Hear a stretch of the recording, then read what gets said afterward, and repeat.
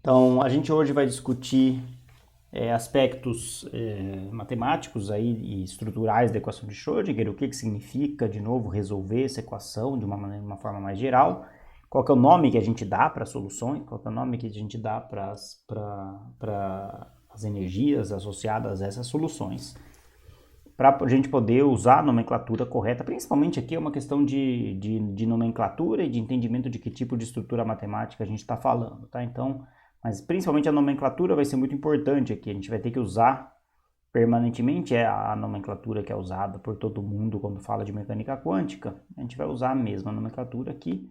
Então a gente vai entender de onde vem essa nomenclatura.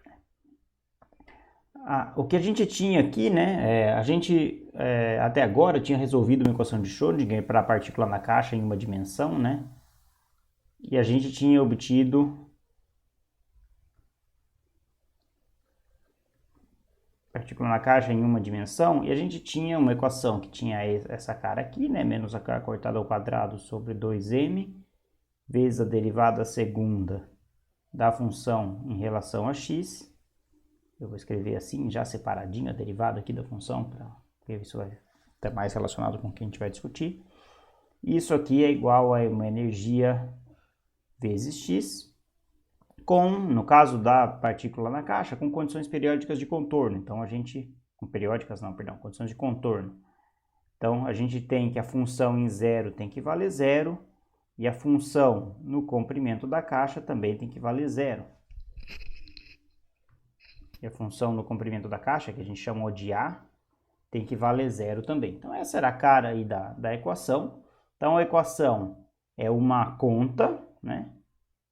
É uma conta, uma operação, e essa conta ou operação a gente chama de operador. Então a gente vai fazer uma conta sobre a função.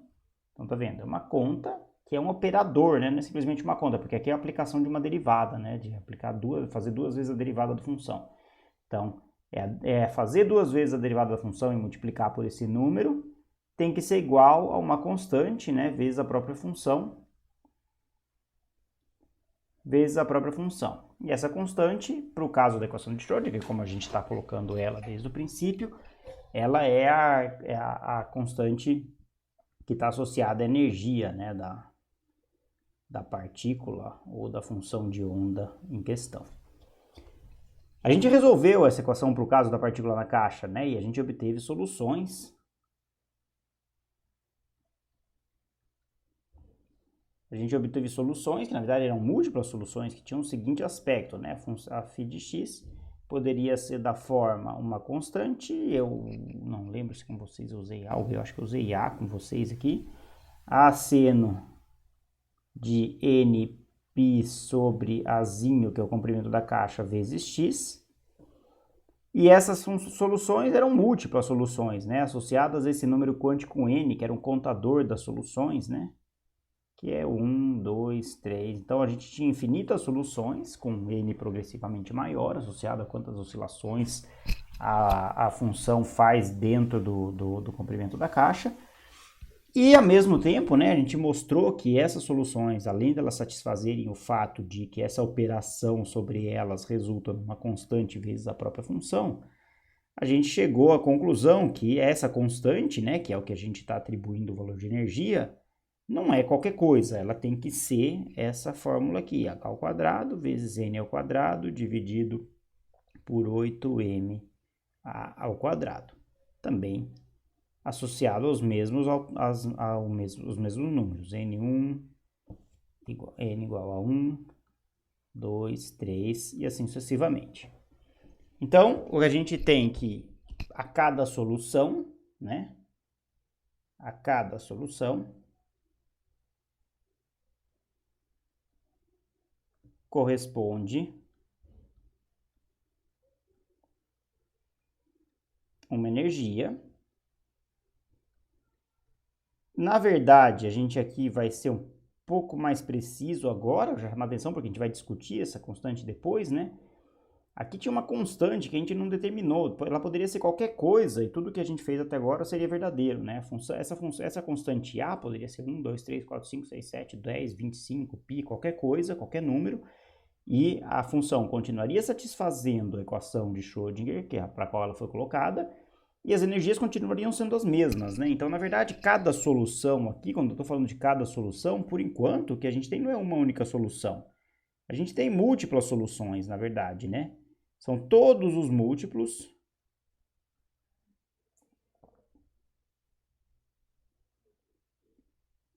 de A vezes seno, olha, perdão, tira esse A, né? Todos os múltiplos de seno de nπ sobre A vezes x, dado n, né? Então, cada solução, na verdade, é qualquer múltiplo dessa função aqui. A pode ser 1, 2, 3, 4, 5, 19, qualquer coisa. Ainda assim, φ de x vai ser uma solução da equação colocada e a energia vai ser a mesma, tá? Então, a cada conjunto de soluções que são múltiplas desse mesmo número corresponde à mesma energia, tá? A gente, na mecânica quântica, a gente vai usar a seguinte nomenclatura, né? A cada uma destas soluções aqui, a gente vai dar cada solução, cada uma deste conjunto de soluções, a gente vai dar um nome de autofunção. De quem? Autofunção daquele operador. Então, essa é a nomenclatura que a gente usa. Autofunção do operador. A gente vai ver de onde vem essa denominação. E essa energia aqui, ela é o alto valor associado à autofunção. Então, essa é a nomenclatura matemática, mas que a gente precisa aprender ela, porque a linguagem de todos os textos que vão falar de mecânica quântica é essa linguagem. Então, o nome que a gente dá é uma autofunção desse operador, e o nome que a gente dá para, nesse caso específico, a energia resultante da conta, é o alto valor associado a essa autofunção. Da onde vem essa nomenclatura, né? Na verdade, existe uma analogia perfeita, né, entre essas contas que a gente faz com a mecânica, com a equação de Schrödinger e um problema de autovalores de matrizes, que é uma coisa... Problema de autovalores com matrizes.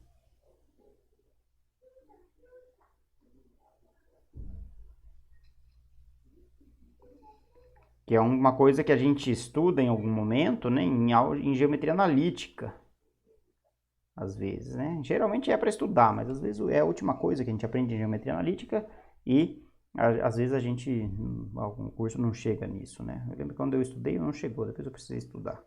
Então, a gente aprende em geometria analítica a seguinte coisa, né? Que se eu tenho uma elipse aqui torta no espaço, né? Isso aqui é uma elipse, existe a solução de um problema, que é um problema de autovalores, né?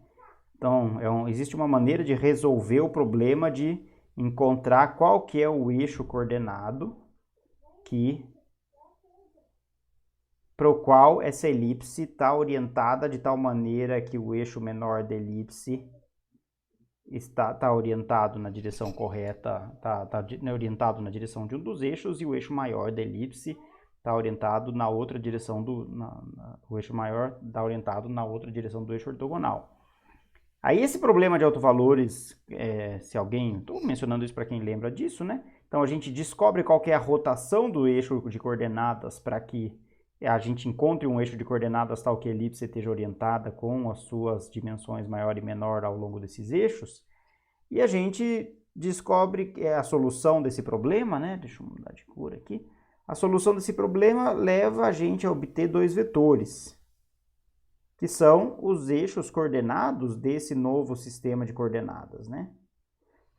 Desses dois vetores, que são os vetores geradores, né, desse novo sistema de coordenadas.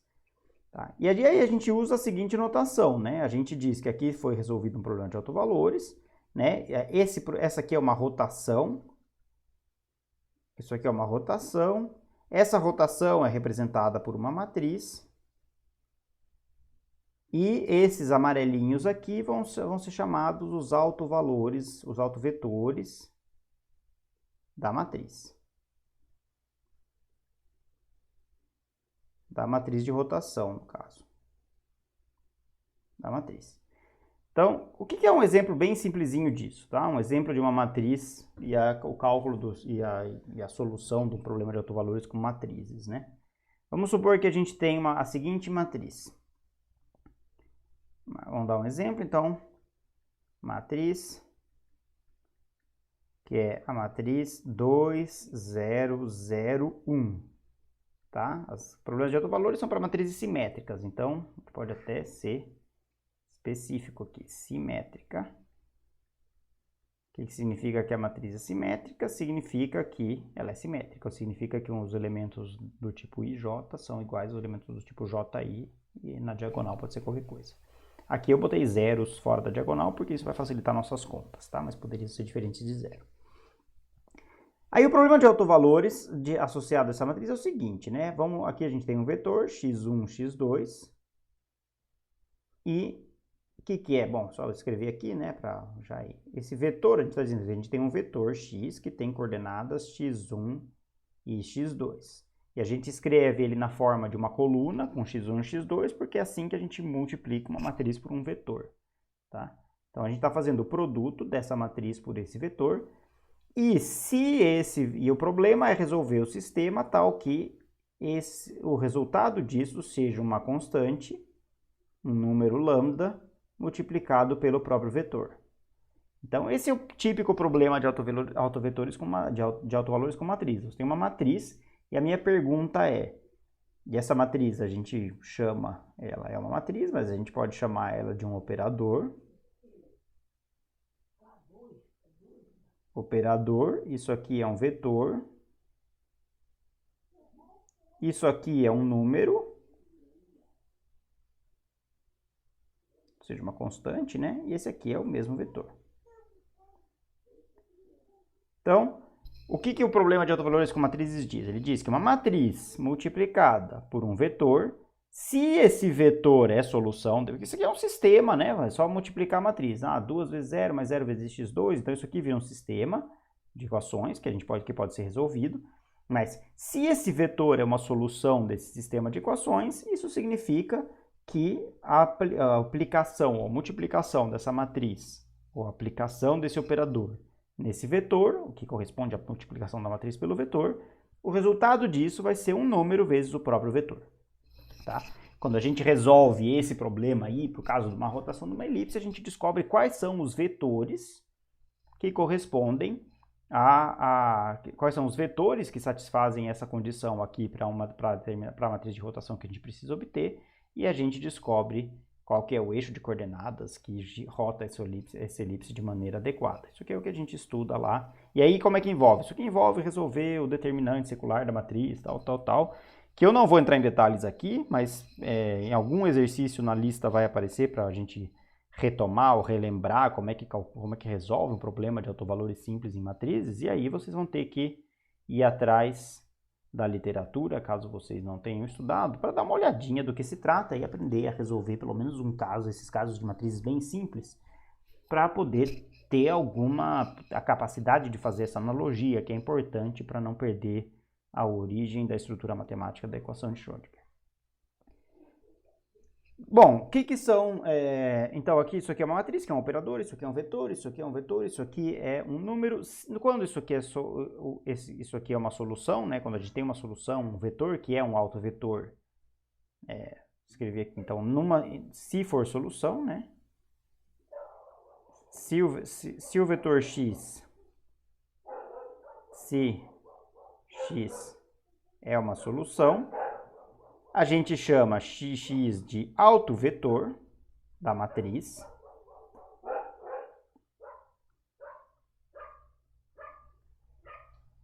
A gente chama x de autovetor da matriz e a gente chama esse número aqui de autovalor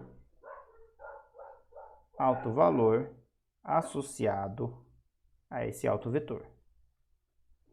De autovalor associado. Isso aqui, claro, é verdade se x for uma solução, tá? Não é pra coisa. Se x é uma solução do problema, esse x que resolve esse problema é um autovetor, e o x e o número associado que resulta da aplicação da matriz pelo vetor é o autovalor associado. Então, por exemplo, né, vamos pegar essa matriz simples aí, é fácil, na verdade. Não precisa fazer conta nenhuma para saber quem são os autovalores. O que a gente tem que uma matriz do tipo 2, 0, 0, 1, como tem os zeros na diagonal, a gente pode simplesmente fazer a conta. Propor que x, ó, exemplo aqui, exemplo. X é igual a qualquer vetor da forma B, constante B, 0, que eu coloco na forma de coluna para ficar mais fácil aqui, ó. B0, um par de números, né? B0, então um número B qualquer, 0. Então o que acontece se eu multiplico essa matriz por esse vetor aqui? Então, a multiplicação de uma matriz por um vetor vai resultar num vetor, tá? Então, vai resultar num vetor de dimensão 2 nesse caso. E aí a conta é feita assim, né? Multiplica esse número 2 por B e depois soma com 0 vezes 0. Então, a conta é 2 vezes B mais 0 vezes 0. E na segunda componente do vetor é 0 vezes B mais 1 vezes 0. 0 vezes B mais 1 vezes 0. Tá? E o resultado disso aqui, como vocês podem ver, é 2B mais 0. Então, é 2B na primeira componente. E na segunda componente é 0B mais 0, que é 0. Tá? E isso aqui é 2 vezes o vetor B0. Então, conclusão. Multiplicar essa matriz por este vetor resulta num número vezes o próprio vetor. Tá? Conclusão. B0, x, que é o vetor B0, na verdade não é um vetor, de novo, ó, percebam a analogia aqui. Isso aqui não é um único vetor, são todos os vetores para qualquer valor de B que eu existir aqui, né? Então, qualquer vetor que for da forma B0, então 1, 0, 2, 0, 3, 0, 4, 0, 19, 0, π, 0, são todos autovetores da matriz associados, né? Peraí, ficou feio. Então, são porque são infinitos, na verdade, qualquer múltiplo, né? Então, são autovetores da matriz associados ao autovalor 2, tá? Que é o número que apareceu aqui multiplicando quando a gente fez essa conta. Então, percebam a analogia, né? Quando a gente resolveu a equação de Schrödinger para o caso da partícula na caixa, as soluções tinham a fórmula uma constante vezes a função.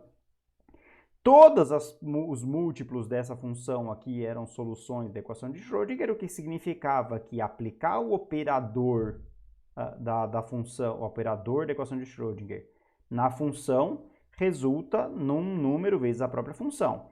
E todos os múltiplos de cada conjunto dessas mesmas funções, que no caso para um n dado, né, para n igual a 1, isso aqui é um conjunto infinito de funções múltiplas com a variação de A, todas elas satisfazem essa mesma equação para o mesmo valor de E. Então, aqui é a mesma coisa, para o mesmo valor de energia. Então, aqui é a mesma coisa. Todos os múltiplos de um vetor da forma, ou a gente pode até complementar isso aqui, né? Isso aqui é 2 vezes B, que multiplica o vetor 1, 0. Então, todos os múltiplos do vetor 1, 0 são autovetores da matriz 2, 0, 1, 0, 1, associados ao mesmo autovalor 2, que é o que na equação de Schrödinger corresponde à energia. Essa não é a única solução desse problema aqui, né? Se a gente propõe x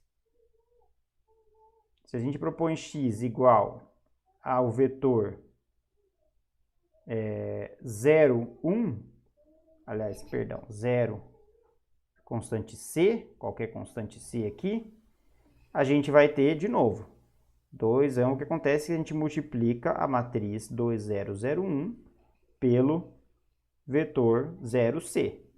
Então, é a mesma coisa, isso aqui vai resultar num vetor e a gente faz o produto. 2 vezes 0, 2 vezes 0, mais 0 vezes c, mais 0 vezes c, e aí 0 vezes 0, 0 vezes 0, mais 1 vezes c. Então, 1 vezes c. Então, isso aqui é igual ao próprio vetor, 2 vezes 0 mais 0 vezes c, 0, 0 vezes 0 mais 1 vezes c, c. Tá? Então, isso aqui é igual a 1 vezes o próprio vetor. Que quer dizer o seguinte, x, como a gente, isso aqui é importante repetir por uma questão de notação, de nomenclatura mesmo, né?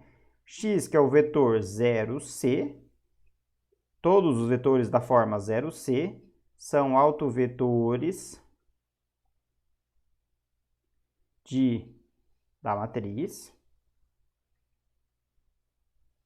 associados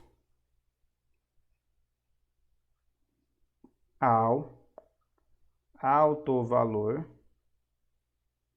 1, né? Aqui tinha aparecido o número 2, multiplicando o vetor no final das contas, aqui aparece o número 1, multiplicando o vetor no final das contas. Então, esse problema aqui, né? Então, resumindo, né? Resumindo, essas são todas as soluções que esse problema tem. A matriz 2, 0, 0, 1 possui dois autovalores.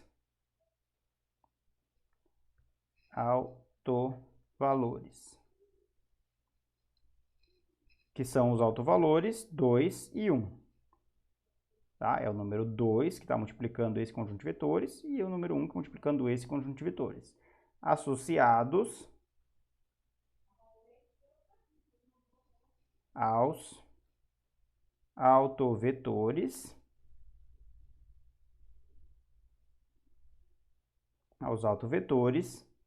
x1, que é igual, aqui não confundir, sei lá, esse aqui é o x1 é o primeiro vetor, então esse aqui é o primeiro autovalor, então vamos chamar esse aqui de lambda 1, e esse aqui é de lambda 2 igual a 1. Então, x1 são todos os vetores da forma B0, e x2 são todos os vetores da forma 0, outra constante c. Então, todos os múltiplos dos vetores 1, 0 e 0, 1 são autovetores dessa matriz. Tá? Isso aqui era assim, porque essa matriz já era diagonal. São múltiplos dos autovetores dessa matriz associados a esses dois autovalores. Então, que características que tem esse problema? Primeiro, ele tem múltiplas soluções.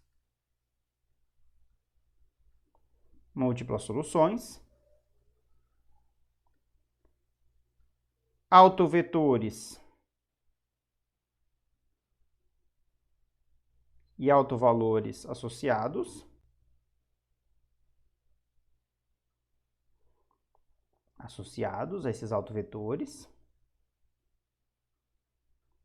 E, na verdade, tem mais coisas, na verdade, né? Se alguém lembra disso, né? Tem coisa. Esse número que aparece aí, quando a matriz é simétrica, se a matriz é simétrica,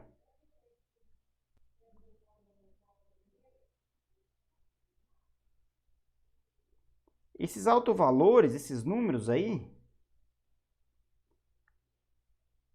são reais.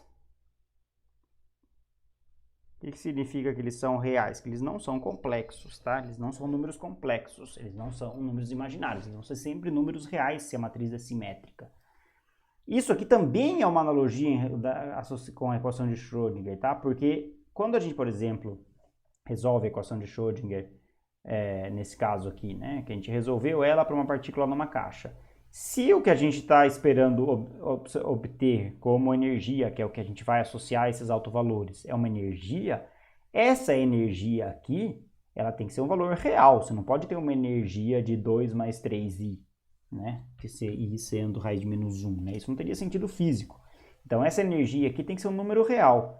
Então, essa analogia também existe. Os operadores na mecânica quântica são um tipo de operador que é similar às matrizes simétricas, de tal maneira que os autovalores desse operador, os autovalores associados às autofunções desse operador são reais, assim como os autovalores das matrizes simétricas também são reais. Tá? Isso aqui não é muito difícil de demonstrar também. Vocês podem ir no livro de álgebra de matrizes, no comecinho do livro vai ter uma demonstração disso, ou pode até tentar fazer, não é difícil de demonstrar isso aqui. E a última propriedade, né, que é importante também, e essa aqui a gente ouve falar dela muito no caso da equação de Schrödinger, é que os autovetores associados a autovalores diferentes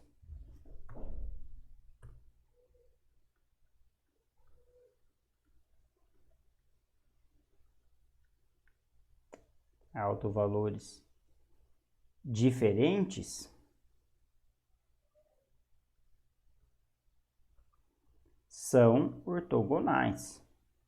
Isso também é uma propriedade que talvez alguém lembre aí do curso de geometria, tá? Nesse caso é evidente que são ortogonais, né? Exemplo, né?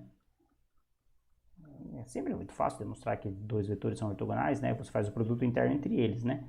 Mas exemplo, né? B0 e 0C, faz o produto interno desses dois vetores, vai dar zero, né? Mas essencialmente nesse caso aqui é muito simples, né? Todos os vetores da forma B0 são vetores da forma B0, são vetores que estão alinhados no eixo X, então esses aqui são os vetores do tipo B0, e os vetores da forma 0C são vetores que estão orientados ao longo do eixo Y, portanto, na forma 0C, de tal maneira que esses dois vetores aqui, obviamente, são ortogonais, né? Então, isso também é uma propriedade interessante, que vai ser muito importante no caso das soluções da equação de Schrödinger também, né? Na equação de Schrödinger, o que vai acontecer? Na equação de Schrödinger, as soluções da equação de Schrödinger associadas a autovalores diferentes, ou seja, cada solução associada a uma energia diferente vai ser ortogonal às outras soluções.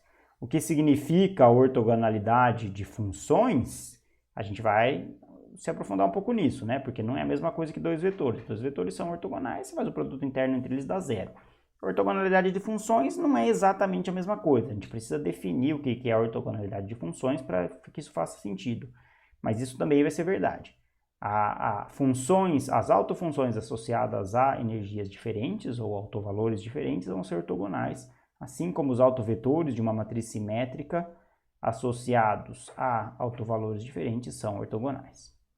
Então, na verdade, se você estuda o problema de autovalores de matrizes simétricas, isso é uma verdade mesmo. Você pode ter bastante confiança de que todas as propriedades da matemática envolvida na equação de Schrödinger, na solução da equação de Schrödinger, são as mesmas propriedades da solução de um problema de autovalores de matrizes simétricas, tá? Então, se você tem alguma dúvida sobre alguma propriedade matemática da equação de Schrödinger, é interessante verificar se essa propriedade se verifica para uma matriz simétrica. E aí, se ela se verifica ou não, é quase certo que ela vai se verificar ou não da mesma forma para os operadores da mecânica quântica. Então, daí vem a nomenclatura, né? Isso aqui são autovetores, são autovalores, a gente também vai chamar autovetores e autovalores no caso da equação de Schrödinger, e eles vão ter exatamente o mesmo significado, né? A solução de um problema de autovalores de matrizes são múltiplas soluções. Cada conjunto de soluções, que são múltiplos de um autovetor, estão associados a um determinado autovalor. Isso vai ser exatamente análogo ao problema de autovalores que a gente tem no caso da equação de Schrödinger, né? Então, a gente reescreve aqui a equação de Schrödinger, né, de uma maneira simples. A gente vai escrever ela aqui, ó, menos h cortado ao quadrado sobre 2m, vezes a derivada, aqui eu vou continuar em uma dimensão por enquanto, tá? Vezes a derivada segunda da função x mais, aqui não é mais por partícula na caixa, é o caso mais geral, onde tem uma energia potencial, mais v de x, psi de x. Isso é igual a energia vezes psi de x.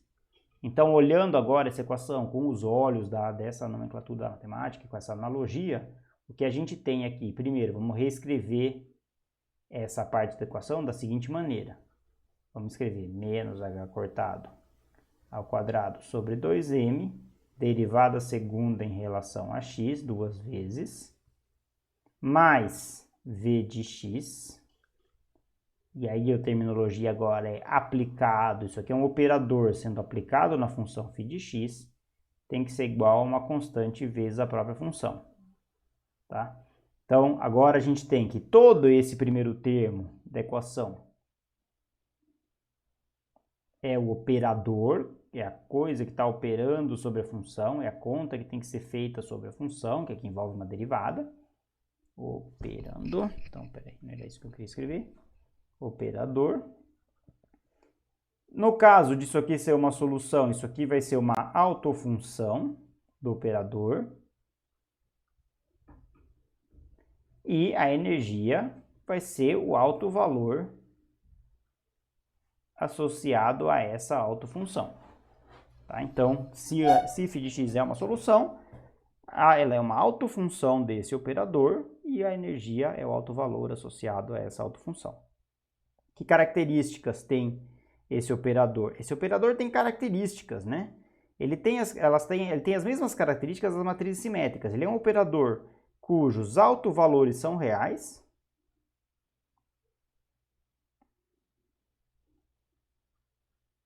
Tá? Ou seja, é uma característica dessa conta aqui, né? O fato dos autovalores serem reais é uma característica do operador. O resto são incógnitas, isso é importante entender também, né? O que define a equação é quem é esse operador aqui. Para cada sistema físico diferente, essa parte aqui é igual, porque é menos h cortado ao quadrado, que é uma constante, 2 vezes a massa. Tudo bem, a massa pode variar, mas dado uma partícula de mesma massa, tudo isso aqui é igual. Isso aqui é a derivada segunda da função em relação a x. E o que vai diferenciar um sistema físico de outro é o termo de energia potencial.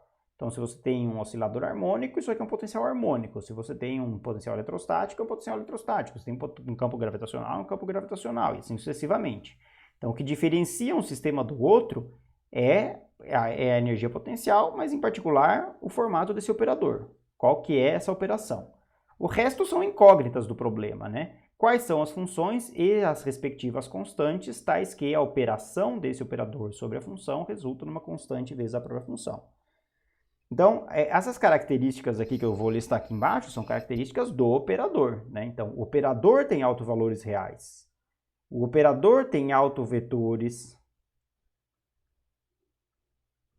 que são as autofunções, né? Vamos escrever autofunções já. Autofunções associadas a autovalores diferentes, ortogonais. Tá? Essas são propriedades do operador. Tá? E essas propriedades desse operador, como voltando a fazer aquela analogia, são as mesmas propriedades. Isso aqui é similar a matrizes simétricas, tá? Isso é as matrizes que têm essas propriedades aqui são as matrizes simétricas. Tá? São matrizes simétricas. Então, os operadores da mecânica quântica, em particular o operador da equação de Schrödinger, que corresponde a essa conta aqui, tem essas características aqui que são importantes. Essa aqui é evidente que ela é importante, tá? Autovalores reais é evidente que ela é importante, porque esses autovalores vão ser propriedades mensuráveis, vão ser valores físicos mensuráveis. Então é fundamental que esses autovalores sejam reais, né? Para que eles tenham um significado físico mensurável, né? Para que você possa medir uma energia e tenha uma propriedade, né? O fato das autofunções associadas a autovalores diferentes não é tão evidente porque isso tem que ser assim, mas isso a importância disso vai ficar claro mais para frente. No caso da energia total, tá? No caso da equação de Schrödinger, que é essa que está colocada aí, esse operador aqui, que a gente colocou entre colchetes, então essa operação aqui, né?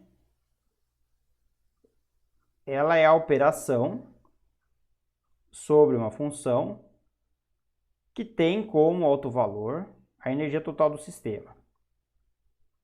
Tá? Então, esse aqui é um operador que chama operador energia total.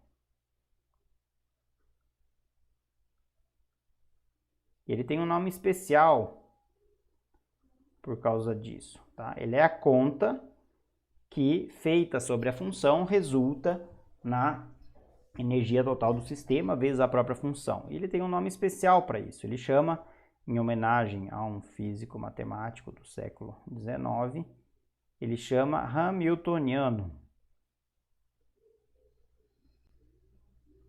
E a gente comumente usa a letra H para ele por causa disso, né?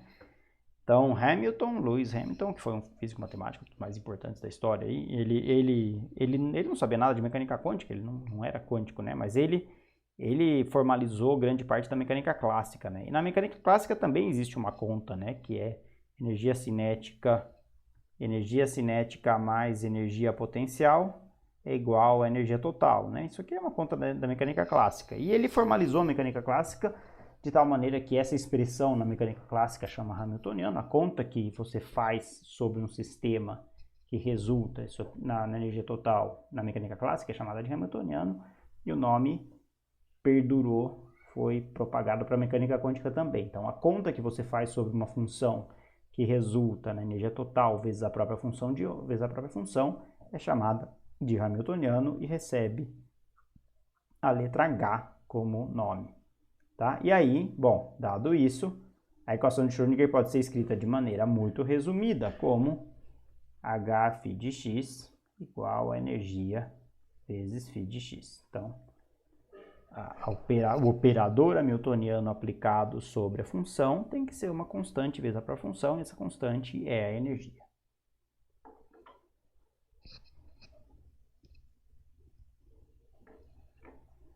Como esse aqui é um operador de energia total, né, ele tem dois termos, né, tem energia cinética e energia potencial. É mais ou menos evidente, né, que esse termo deve ser o que corresponde à energia potencial, porque ele é energia potencial. Então, esse hamiltoniano ele é desdobrado em duas partes. Ele tem um termo que é a conta da energia potencial, e isso aqui vai ser o operador de energia potencial.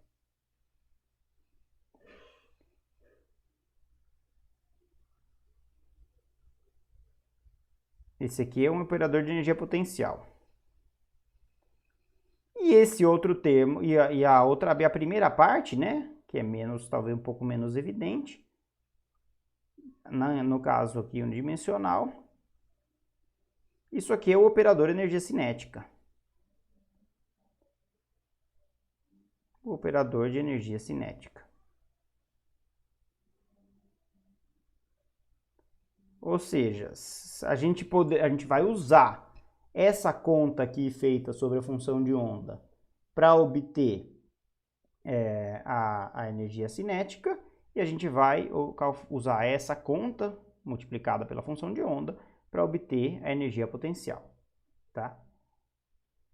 Em particular, tem outra coisa, aqui vem uma questão de que são coisas por analogia, né? Mas se isso aqui é energia cinética, se esse aqui é o operador de energia cinética, na mecânica clássica, como a gente pode escrever a energia cinética, né? A energia cinética na mecânica clássica é mv ao quadrado sobre 2, né? Na mecânica clássica. A gente sabe que na mecânica clássica, momento é m vezes v. Então, é comum escrever a energia cinética como P ao quadrado dividido por 2m. Tá? Então, é momento ao quadrado dividido por 2m, que é a mesma coisa aqui. Substitui P ao quadrado por aqui, dá m ao quadrado v ao quadrado dividido por m, mv ao quadrado sobre 2. Tá? Então, fazer a conta da energia cinética na mecânica clássica corresponde a calcular o momento duas vezes, né? Multiplicar o momento por ele mesmo e dividir por duas vezes a massa. Tá? Por analogia, também não é uma demonstração, né? Você postula que isso é assim e depois vê se funciona, né? E de fato funciona, né? Isso vai levar a gente prever que o momento na mecânica quântica, essa é uma conta importante, vai corresponder, se isso aqui é energia cinética, a gente pode imaginar que isso aqui é 1 sobre 2m vezes a aplicação sucessiva, duas vezes, né, a aplicação dupla do operador que levaria a gente a obter o momento da partícula. Tá? Então, para isso ser assim, né, o momento tem que ser... Peraí, que não, perdão. Então, a energia cinética na mecânica quântica vai ser 1 sobre 2m vezes, duas vezes a aplicação do operador momento, que para que isso resulte em exatamente menos h cortado ao quadrado vezes a derivada segunda, precisa ter um h, né, que vai ser aplicado duas vezes. Então, vai fazer a conta do momento duas vezes. O h aplicado duas vezes, derivada em relação a x, tá? Então, a gente vai aplicar, fazer uma analogia exata aqui, tá? Então, imaginem só. Se eu faço essa conta aqui, eu estou fazendo a derivada segunda e estou multiplicando por h cortado ao quadrado, que corresponde ao quadrado do momento, igual ao que é na mecânica clássica. Então, a energia cinética na mecânica clássica é P ao quadrado sobre 2m. A energia cinética na mecânica quântica, vamos tentar escrever de tal maneira que seja P ao quadrado sobre 2m. Então, é 1 sobre 2m, e aí a aplicação sucessiva de duas vezes essa mesma operação. Não é uma analogia perfeita, porque isso aqui não é um quadrado, né? Porque aqui é derivada, derivar duas vezes não é levar ao quadrado nada, é fazer duas vezes a derivada. E aí falta um número negativo aqui, né? Porque tem esse número negativo aqui. Então, você tem que fazer surgir esse número negativo e aí tem que aparecer um número imaginário no numerador ou no denominador aí da conta, tá? Tanto faz. Geralmente a gente escreve no denominador. Então, isso aqui corresponderia, se a gente chama isso aqui de operador P da mecânica quântica, tá? Isso aqui levaria a gente a fazer a analogia de que calcular a energia cinética na mecânica quântica corresponde a aplicar o operador do momento duas vezes no sistema, na função de onda e depois dividir por 1 sobre 2m. Tá? Tudo isso para dizer que isso é um postulado, tá? Que a gente vai se aprofundar depois, mas para dizer que a gente tem um operador de energia total, que é esse aqui, que dá que esta conta feita. Então, só para a gente ir destrinchando, né, isso, né? A gente tem operadores na mecânica quântica que vão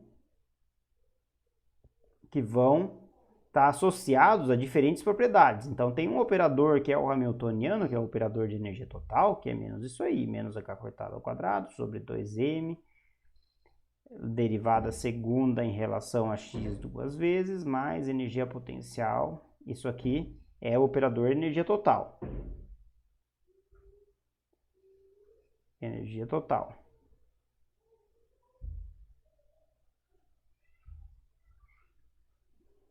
Aí, esse operador a gente separou ele em duas etapas. Um operador que a gente vai chamar de operador de energia cinética. Então, a gente vai usar, dado que essa parte aqui claramente é energia potencial, né? Está relacionada com energia potencial.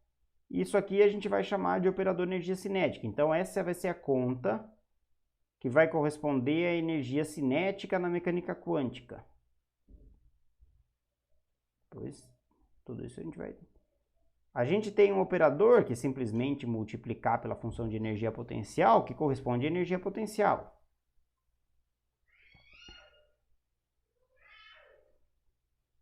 Potencial. E aqui eu usei um argumento que vocês têm todo o direito de achar que é um argumento frouxo, e é um argumento, não é uma demonstração, aqui não são demonstrações, né? A gente tem também um operador, uma conta, o que é importante aqui é entender o seguinte, que tem que existir, se a gente está falando que isso aqui representa um sistema real, o sistema real tem momento, né? Isso não tem como escapar, né? Um sistema real é uma partícula, um elétron, ele tem momento, massa vezes velocidade. Então, se a gente acredita que a mecânica quântica é capaz de descrever esse sistema, tem que existir uma conta na mecânica quântica cujo resultado seja a massa vezes a velocidade da partícula, como a gente entende do ponto de vista clássico. Porque se a mecânica quântica é capaz de descrever o sistema físico, todas as propriedades desse sistema físico têm que poder ser calculáveis a partir da mecânica quântica. Então, isso faz parte da formalização da mecânica quântica. Entender qual que é a conta, ou qual que é o operador,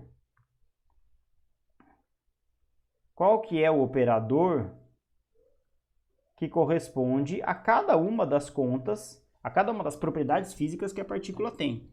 Tá? E aqui vai ter muitos outros, né? A gente vai ter posição, né, velocidade, ou seja, toda propriedade que uma partícula pode ter, ou que um sistema físico pode ter, tem que ter uma conta correspondente na mecânica quântica que corresponde que permite que a gente, a partir da função que descreve, aquela função de onda estranha que descreve aquele sistema, permite que a gente calcule qual que é o valor dessa propriedade. Em a maior parte dos casos, a gente chega em quais são essas contas com analogias desse tipo aqui, que não são demonstrações. A gente precisaria mostrar que, de fato, fazer essa conta corresponde a calcular essa propriedade da mecânica quântica.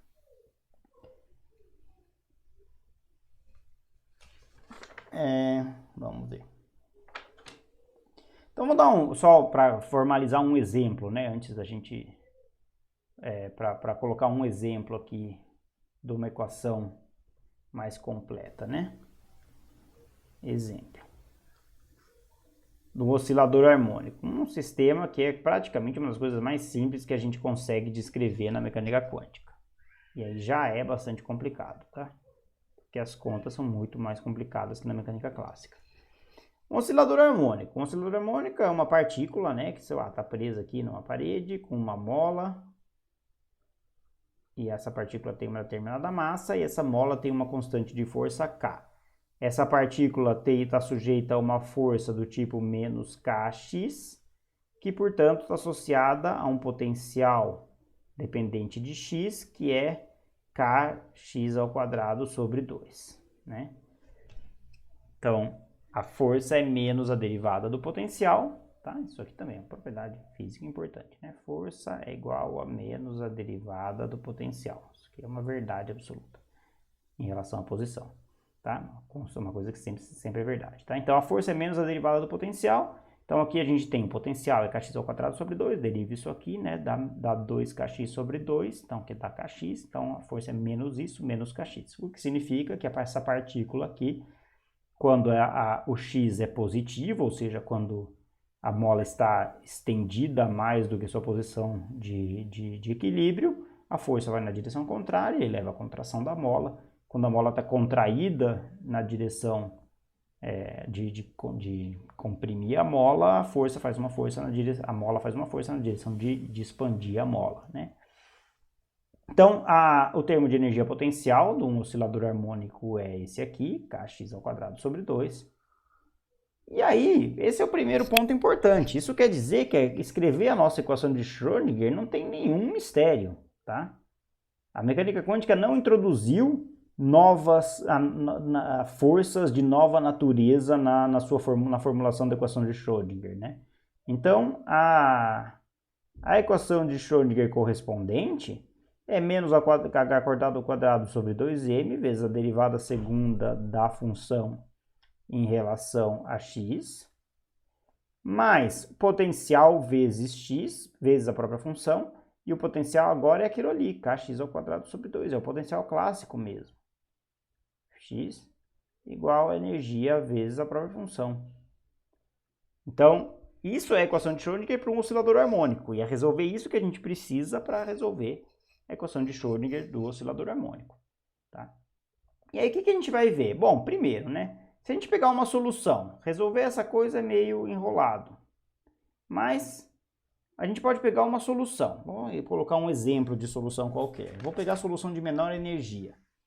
A solução de menor energia é essa aqui. Φ de x é igual a alfa sobre π elevado a 1/4, ou seja, raiz quarta de alfa sobre π, elevado a menos alfa x² sobre 2, com alfa, que é um número, uma constante, igual a constante de força do oscilador vezes a massa da partícula, dividido por h²², raiz quadrada disso aqui.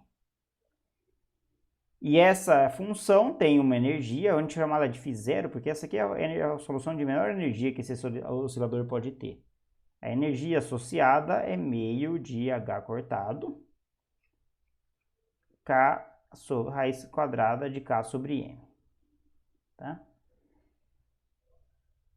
Não é assim, a gente aprende no curso de quântica, eu acho que nesse aqui não, mas a gente aprende no curso de quântica normalmente a resolver como se resolve essa equação, tá? E é suficientemente complicado para que não seja tão interessante, mas a gente resolve e chega nessa solução. O que é importante é que a gente pode verificar, né? Isso que eu não vou fazer aqui, mas vocês vão fazer como exercício.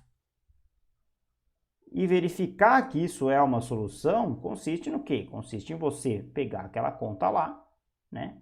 Fazer isso aqui, fazer essa conta aqui, menos h cortado ao quadrado sobre 2m, derivada segunda em relação a x duas vezes, mais kx ao quadrado sobre 2 vezes φ0 de x.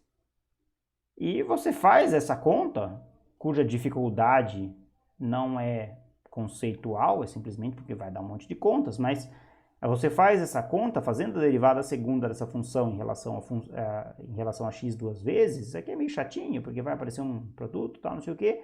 E o resultado de fazer essa conta tem que dar uma constante vezes a própria função φ0 de x. E aí você mostrou que isso aqui é uma solução da equação original. E de quebra você vai mostrar que essa constante aqui corresponde a essa energia, tá? Então, isso pode ser demonstrado. De tal maneira que essa equação diz pra gente, essa equação é a equação de Schrödinger para um oscilador harmônico, e ela diz pra gente que, olha, se você pegar e fizer essa conta aqui sobre a sua função, você vai obter a energia total do sistema, do seu oscilador. A energia total tem que ser a soma da energia cinética com a energia potencial, vezes a própria função. E aí, bom, isso aqui é energia total. E aí a gente poderia pegar essa mesma solução, tá? Essa mesma solução e se perguntar sobre as outras características do sistema, né? Então, pegando essa mesma solução, que é essa φ0 de x, que é igual a esse alfa sobre π elevado a 1/4, e elevado a menos alfa x ao quadrado sobre 2. E a gente poderia se perguntar outras coisas, né? Qual a energia cinética? Qual a energia cinética?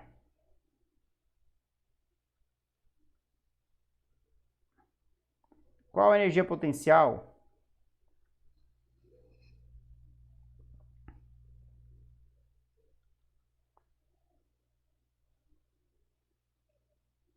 Qual a posição? Qual a posição desse objeto aí que está oscilando, né? Qual a posição? Qual é a velocidade? Qual é o momento, né? Que foi uma das coisas que a gente mencionou lá em cima, né? Todas essas perguntas têm que poder ser respondidas de alguma maneira, né? E elas têm que corresponder a alguma coisa na mecânica quântica, só que com um porém. Na verdade, nenhuma dessas perguntas que eu fiz aqui tem nem na mecânica clássica uma resposta simples, na verdade. Porque se eu pego uma mola aqui e coloco aqui, tiro uma foto da mola para vocês, e esse objeto está se mexendo para lá ou para cá, né? Não sei para onde ele está se mexendo em princípio, mas está oscilando, né? Está tendo um movimento oscilatório, né? Então vai ter ali, sei lá, x em função do tempo, né? X em função do tempo vai ter uma função oscilatória. Se eu pergunto para vocês qual é a energia cinética, essa pergunta não tem uma única resposta, porque se a mola está completamente estendida, ou seja, ela está no limite aqui de um dos extremos dessa oscilação, a energia cinética é zero. Se ela está passando por um ponto onde a energia cinética onde a mola está completamente relaxada, a energia cinética é máxima. Mesma coisa para a energia potencial, né? A energia potencial é máxima nas distensões máximas da mola e mínima quando a mola está completamente relaxada. A posição, obviamente, está variando no tempo, e o momento, que é a velocidade da partícula, também está variando no tempo, né? Então, a gente vai ter que entender, não só, ou seja, que tem que existir uma conta que tem que ser feita para cada propriedade física do sistema sobre essa função de onda, que resulta em alguma coisa relacionada com essa propriedade do sistema, mas também entender o que significa fazer essa conta quando nem sequer na mecânica clássica você tem uma resposta única, né? A resposta única que tem na mecânica clássica para energia cinética é qual é a energia cinética quando a posição da partícula é uma determinada, ou qual é a energia cinética no instante de tempo específico. Isso é uma pergunta na mecânica clássica precisa. Agora, se você faz essa pergunta de maneira genérica, na mecânica clássica também não tem uma resposta precisa. Então você tem uma oscilação e o sistema pode assumir diferentes valores de energia cinética.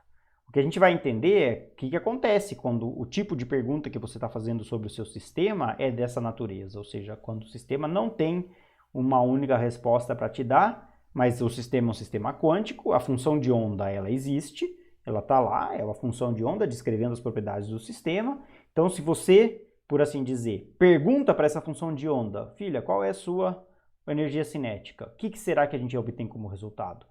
Né? Em particular, a gente pode já especular, né, que é uma coisa que a gente já sabe, já tem uma intuição pelas aulas anteriores, né? Se a gente pergunta para a partícula, qual é a sua posição nesse oscilador? Tá? E a intuição que a gente vai ter que ir adquirindo, que é essa pergunta que não tem uma resposta única, nem sequer na mecânica clássica, porque a partícula está se mexendo, portanto, qual a posição não é uma pergunta completa, você tem que perguntar na mecânica clássica qual é a posição nesse instante de tempo específico. Na mecânica quântica, essa pergunta qual é a posição vai ter uma resposta probabilística, né? Como a gente já começou a discutir em outros casos para os elétrons. Então, a pergunta qual é uma posição tem uma resposta que é uma probabilidade. E aí, se ela é uma probabilidade, ou ela tem uma resposta que vai te dizer que essa posição pode ser uma coisa ou outra com determinada probabilidade, ou a gente pode fazer uma pergunta mais precisa, que é qual que é a posição média dessa partícula, qual que é o deslocamento médio, qual que é a energia cinética média, qual que é a energia potencial média, qual que é o momento médio dessa partícula. E essas perguntas sim vão fazer sentido na mecânica quântica e vão corresponder a determinadas contas feitas sobre a função de onda, mas a gente tem que entender que tudo que está envolvido conceitualmente nesse processo de medição dessas diferentes coisas. Então, por hoje é isso aí. Eu acho que já tem muito assunto para refletir, tá? E a gente vai continuar agora escrevendo cada vez de maneira mais formal o que é a mecânica quântica para poder entendendo, né? A gente precisa mais alguns aspectos importantes da mecânica quântica para começar a poder responder essas perguntas sobre qualquer sistema. E essencialmente responder essas perguntas é como é que eu faço para calcular, o que significa calcular, o que significa medir propriedades físicas em um sistema quântico. Em particular, quando essas propriedades físicas não têm um valor bem determinado. Então, por hoje é isso aí.